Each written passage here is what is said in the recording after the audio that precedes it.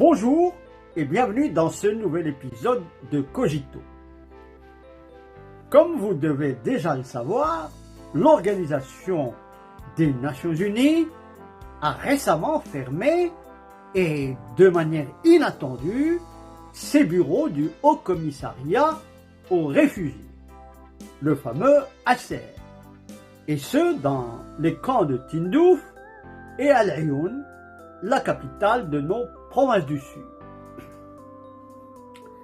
Cette décision a été officiellement présentée sous un prétexte budgétaire, arguant de conditions de financement pour le moins difficiles des missions des 10 bureaux.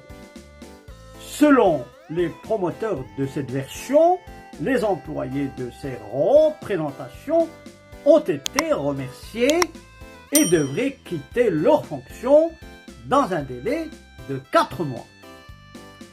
Techniquement donc, les fonctionnaires onusiens en poste dans ces deux régions devraient plier bagages avant la célébration du 50e anniversaire de la Marche verte et le retour du Sahara marocain dans le giron de la mère patrie.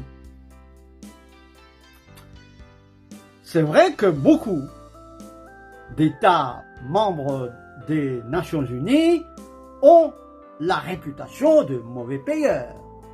Mais l'excuse financière avancée ne trompe que les enfants de cœur. Car les États-Unis, auxquels revient la part du lion dans le soutien budgétaire global de cette organisation planétaire qui semble battre de l'aile, ne sont plus vraiment chauds pour jeter leurs dollars par la fenêtre. Surtout avec une efficacité qui fait pâle figure dans la résolution des conflits mondiaux majeurs. Ce qui a décidé le plus direct des présidents américains à projeter de couper les robinets à une organisation ainsi devenue caduque, voire agonisante. Si la raison de cette fermeture était purement financière, les bureaux du HCR ne seraient donc pas les seuls à en pâtir, mais l'ensemble du polygone onusien. Quelles sont alors les vraies raisons de cette fermeture? C'est ce que on va voir après cette pause, durant laquelle je vous demanderai surtout de vous abonner à cette chaîne, d'aimer et de partager cette vidéo.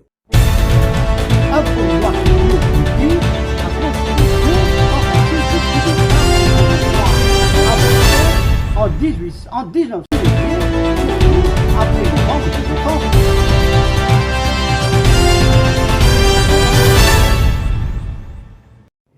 Mes chers amis, rebonjour.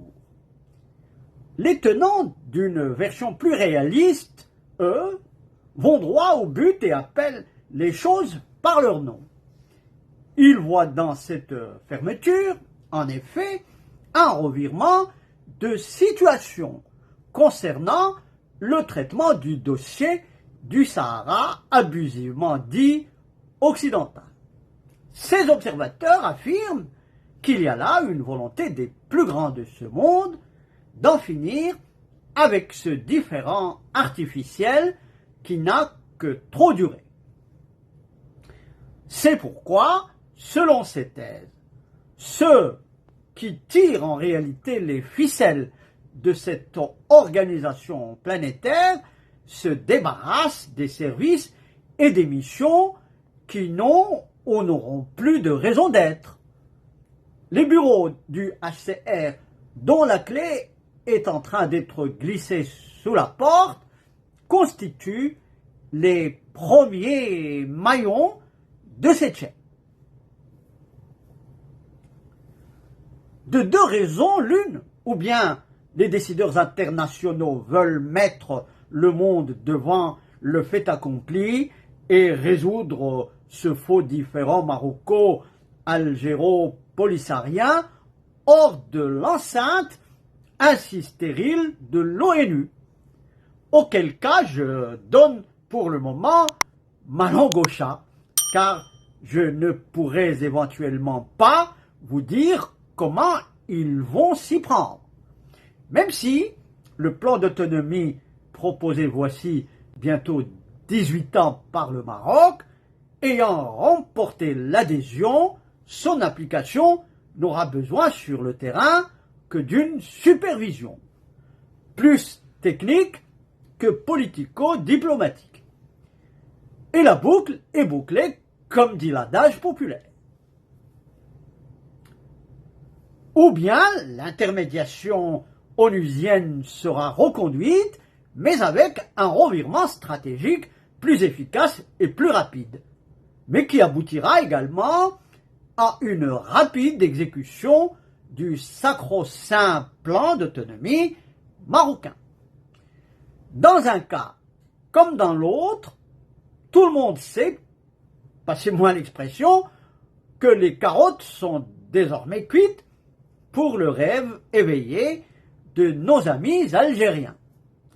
Celui d'un État fantoche avec à sa tête un certain Ben Battoche, qui ferait flirter les généraux d'Alger avec le grand azur d'un Atlantique par nos voisins de l'Est ô combien convoités.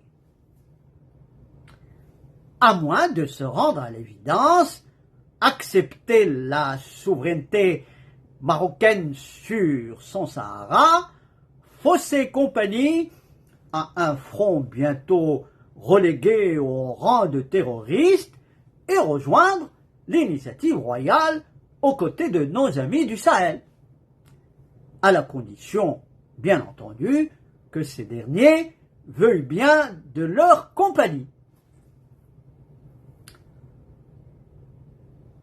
Alors, et alors seulement, nos voisins de l'Est feraient d'une pierre deux coups.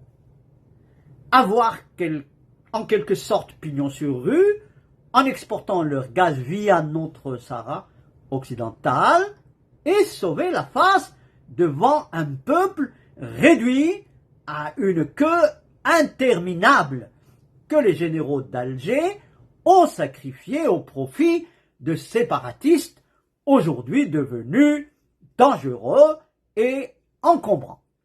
Une partie de poker assurément perdante qui a duré 50 ans et fait table rase d'1 demi-trillion de dollars.